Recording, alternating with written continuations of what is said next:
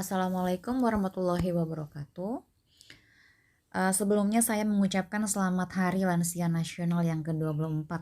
Semoga lansia Indonesia tetap bergembira, sehat dan menikmati masa tua bahagia meskipun PSBB masih berlangsung.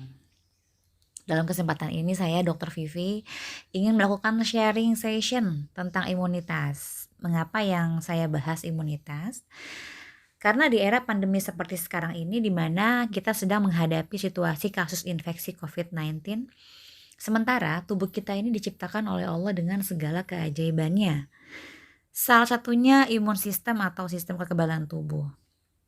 Lalu apa kaitannya dengan vitamin D?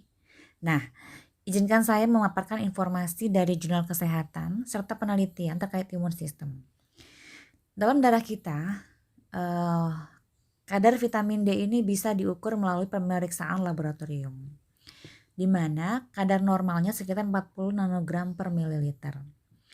Di bawah angka tersebut kita bisa bilang insufisiensi, bahkan kalau lebih rendah lagi kita bisa sebut dengan defisiensi.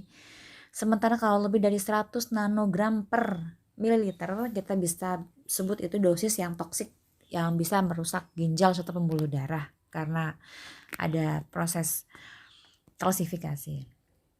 Nah,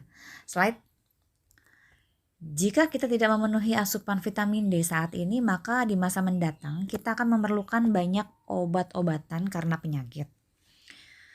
Untuk dosis dewasa 10.000 unit international unit per hari atau 60.000 international unit per minggu yang dikonsumsi selama 3 bulan untuk mencapai kadar 40 nanogram per mililiter. Slide. Vitamin D sebagai modulator kunci dari kekebalan bawaan yang kita miliki dan juga merupakan pertahanan alami dari infeksi saluran pernapasan akut.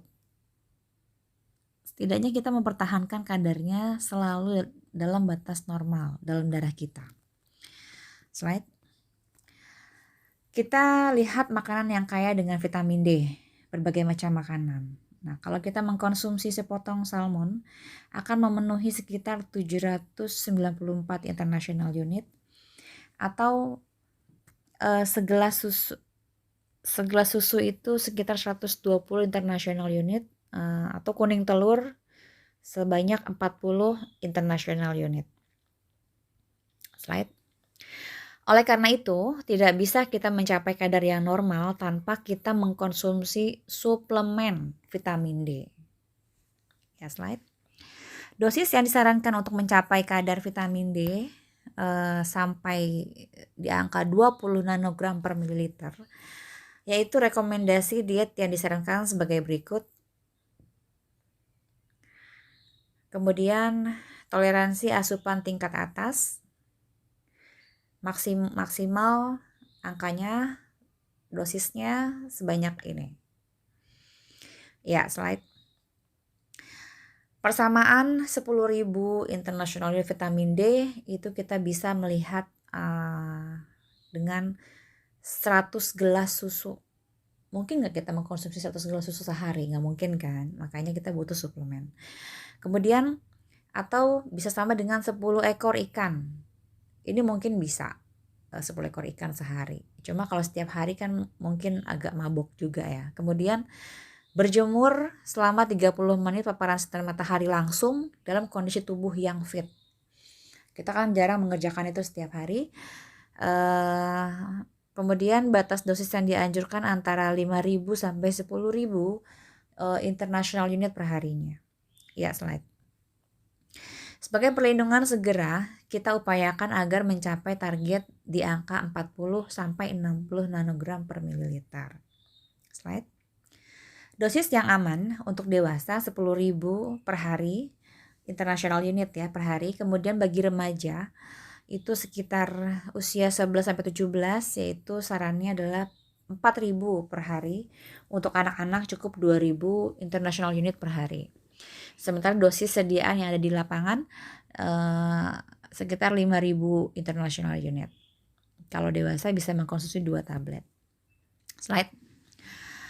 RAS atau renin renin-angiotensin system adalah jaringan kompleks yang memainkan peran utama dalam menjaga tekanan darah dan keseimbangan garam. Sementara angiotensin 2 bersifat inflamasi dan kadarnya dihubungkan dengan tingkat keparahan penyakit. Ya, slide. Kekurangan vitamin D menyebabkan ekspresi renin dan renin-angiotensin sistem yang berlebihan. Slide. Angiotensin 2 yang tidak terkontrol akan menyebabkan badai sitokin yang sangat ditakutkan oleh semua penderita COVID. Nah, ini dia. Makanya kenapa kita perlu mengkonsumsi vitamin D. Slide. Vitamin D meningkatkan ekspresi S2 dan S2 itu berperan dalam perlindungan terhadap perkembangan cedera paru akut. Oleh karenanya, vitamin D itu juga menjadi cover atau pelindung untuk paru. Slide. Mempertahankan konsentrasi serum vitamin D di angka 40 atau lebih tinggi dari itu akan menghasilkan perlindungan terhadap infeksi saluran pernapasan virus akut. Ya, slide. Konsentrasi vitamin D di angka 60-80 dalam darah kita dapat juga menurunkan risiko kanker. Jadi semua ini adalah hasil penelitian. Ya, slide. Ini mungkin penutup. Fakta dan alasan di zaman sekarang, yang pertama kekurangan vitamin D adalah pandemi global. Justru malah kekurangan vitamin D-nya. Karena mereka yang meninggal itu karena memiliki komorbid atau penyakit-penyakit penyerta, di mana sangat berhubungan sekali dengan kadar vitamin D. Kemudian coronavirus menyebar menuju pandemi. Vitamin D terbukti imunomodulator yang kuat, dan kita tidak kehilangan apa-apa dengan memperbaiki status vitamin D global karena makanan tidak memiliki cukup vitamin D saat diperiksa pertama kali tanpa suplemen apapun. Kemudian level vitamin D sangat rendah ditemukan pada 90% orang. Dan tidak ada yang ditemukan dengan kadar minimal yang diinginkan 40 nanogram per mililiter kecuali minum suplemen vitamin D. Ya, mungkin demikian yang bisa saya sampaikan. Waktu saya kembalikan ke moderator. Terima kasih.